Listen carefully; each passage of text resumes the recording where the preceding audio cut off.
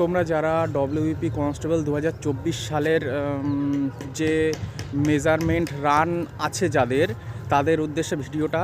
তো তোমরা যারা জানতে চাইছো যে কেমন ক্যান্ডিডেট যাচ্ছে ভেন্যুতে, মানে ফিজিক্যাল মেজারমেন্ট, ফিজিক্যাল এফিসিয়েন্স টেস্টে, আর কেমন কতজনা কোয়ালিফাই করছে সে বিষয়ে আমি বলবো। তো আজকে যেটা গ্রাউন্ড আমি আছি এটা হচ্ছে পশ্চিম মেদিনীপুরের মাঠে দ্বিতীয় দিন। তো গতকাল প্রথম দিন ছিল, সেখানে মোটামুটি 800 জন মেজারমেন্টে পাস করেছিল, কিন্তু ওই 350 সামথিং,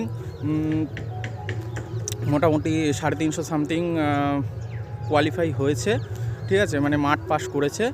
আর এটা হচ্ছে কালকের মানে প্রথম দিন, আজকে দ্বিতীয় দিন। আজকে দেখা যাক কেমন কি পাস করে, তো সেই হিসাবে আপডেট দেবো। এটা হচ্ছে 200 মিটারের ট্রাক, ঠিক আছে।